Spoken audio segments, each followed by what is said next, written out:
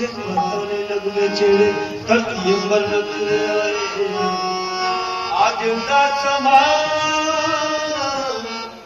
तेरे आए खुशियां ते खेड़े घड़ी अज आईए रहमत संतवड़े सतगुरु पाइए नग में प्यार वाले गाय मिलके वेला खुशियां वेला खुशियां गाए खुशी दे गाए गीत खुशी दे गाए गीत खुशी दे गाए गीत खुशी दे गाए गीत खुशी दे गाए कि आज दिन खुशियां गीत खुशी दे गाए कि आज दिन खुशियां जन्मदिन सार्थक दा कि आज दिन खुशियां जन्मदिन सार्थक दा खुशियां दा जन्मदिन सार्थक दा दिन खुशियां दा गीत खुशी दे गाए गीत खुशी दे गाए गीत खुशी दे गाए आज दिन खुशियां दा जन्मदिन सार्थक दा आज दिन खुशियां दा जन्मदिन सार्थक दा परम सम्मानयोग साध संगत प्रेम से कहना ईश्वर ने निरंकार प्रभु परमात्मा ने जो ये हम सबको जीवन दिया है, जब इसकी कीमत का सासंगत पता चलता है तब तक बहुत देर हो जाती है और वो फिर सासंगत समाज और जीवन का जो निरंकार प्रभु ने ये मानव जन्म बख्शा था वो हाथ से निकल जाता है। इनके जीवन में सासंगत किसी की प्रेरणा से सतगुरु का आगमन हो गया और सतगुरु ने सासंगत ये कृपा करके ये बता दिया कि जो तू सुबह से लेकर रात तक दौड़ लगा रहा है जिस सुख की तलाश में, पहले ही बहुत कुछ कमा लिया है लेकिन अभी इतनी जल्दी क्या?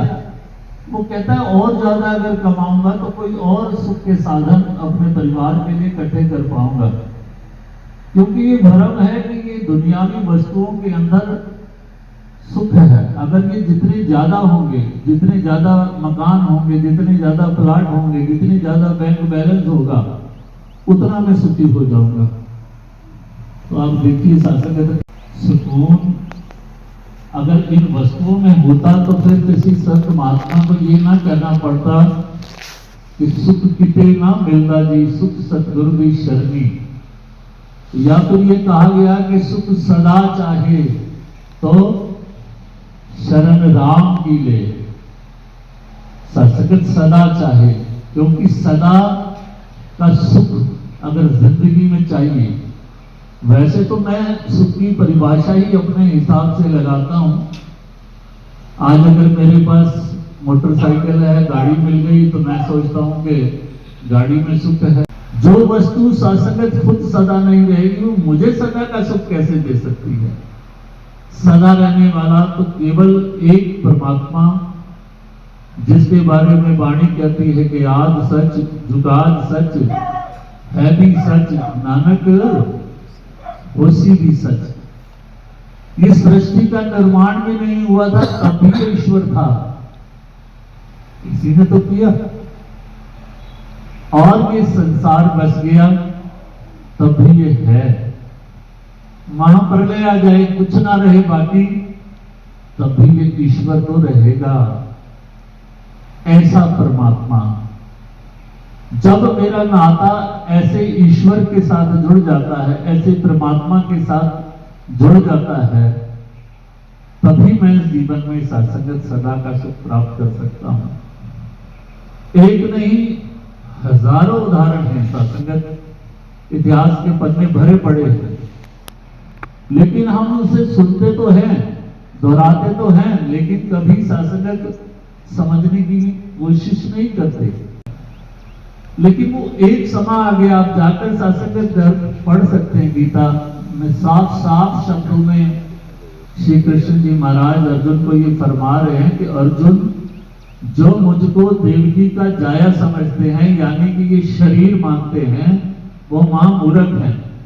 मैं ये नहीं, देख मेरा विराट स्वरूप, मुझे शस्त्र काटता नहीं, अग्नि जलाती नहीं, वायु उड़ाती नहीं, मैं प्रलय के साथ प्रलय नहीं होता। अर्जुन, ना मैं जन्म लेता हूं, ना ही मेरी मृत्यु होती है। और देखिए आगे क्या कह रहे हैं, कहते मैं सब में हूं और सब मुझ में हैं। जितने भी ज्ञानवान महात्मा बैठे हैं वो तो समझ गए हैं इशारा।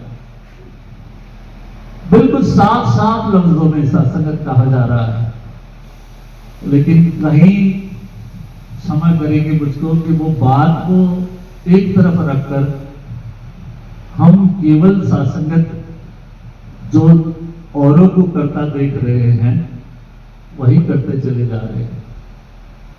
ये एक विडंबना रही है। सत्संगत सत्य की आवाज तो हर युग में लगाई गई, चाहे सतयुग की बात करें, चाहे द्वापर की बात करें, चाहे त्रेता की बात करें।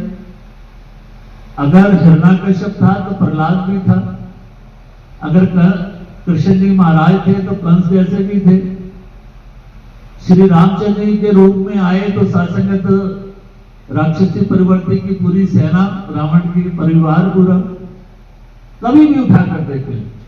जीसस क्राइस्ट के रूप में आए, मोहम्मद साहब के रूप में आए, श्री गुरु नानक देव जी महाराज से लेकर दसम पातशाही श्री गुरु गोविंद सिंह तक कहीं से भी इतिहास को पढ़कर देखे, लेकिन जब वो थे तब उनकी बात को नहीं सुना गया, उनके संदेश पर गौर नहीं किया गया। और जब वो चले जाते हैं रफ्तार से तो फिर उनके आवाजें लगाते हैं कि आजा रामा, आजा कृष्णा, दुनिया दिए मुड़ तो नीति, आए हुए नल करन ना प्यार, चला जाए थे बाजा मारन, देखो ये मूर्ख संसार। और जब जब भी संत महात्मा दुनिया में आए, इन्होंने केवल और केवल प्यार का ही संदेश दिया और कोई काम नहीं था। इन्होंने मानव को मानव के करीब लाकर बैठना सिखाया। जिस समय ये सत्संग इस तरह से होते थे तो सतगुरु बाबा हरदेव सिंह जी महाराज ने सत्संगत ब्रह्म ज्ञान की दात देकर उनको प्रेम का सत्संगत पाठ पढ़ाया, प्रेमा भक्ति की बात की गई और ये कहा कि ईश्वर को जिसकी तुम पूजा करते हो, जिसका तुम नाम जपते हो, उसका केवल नाम लेने से काम बनेगा नहीं, वस्तु का होना तो लाजिम है। केवल यही तो सतगुरु बता रहे हैं। निराकार प्रभु ने मानव को सत्संगत सभी को विवेक देकर भेजा। हम ये बोलते हैं कि मानुष जन्म दुर्लभ है, होता ना बारंबार, ये मनुष्य की योनि ये सबसे ज्यादा उत्तम मानी गया सत्संगत ये जन्म, जबकि इसका कुछ भी सत्संगत काम नहीं आता। पशु तो सत्संगत भरने के बाद भी उनका चर्म और हड्डियां तक भी काम आती हैं। वो एक सूखी धुनी खाकर, घास फूस खाकर अमृत जैसा दूध देते हैं। इंसान क्या देता है, लेकिन फिर भी इंसान को उत्तम माना गया। क्यों? केवल इस आधार पर कि इसके पास विवेक है। और सतगुरु बाबा जी कहते थे कि अगर विवेक का प्रयोग ही ना करे तो फिर जानवर से भी बदतर हो जाता है। जो समय के रहते सत्संगत जागृत हो जाते हैं, जहां से दास ने बात शुरू करी थी कि अगर वो वक्त के रहते इस बात का पता चल जाता है कि ये मनुष्य जन्म मिला किस लिए है। ये संत महात्मा जितने भी यहाँ उपस्थित हुए हैं, इस सत्संग का जो आयोजन बेशक निरंकारी मिशन के द्वारा किया गया है, लेकिन ये पैगाम देने आए हैं कि हमारी अवस्था भी आपकी तरह थी।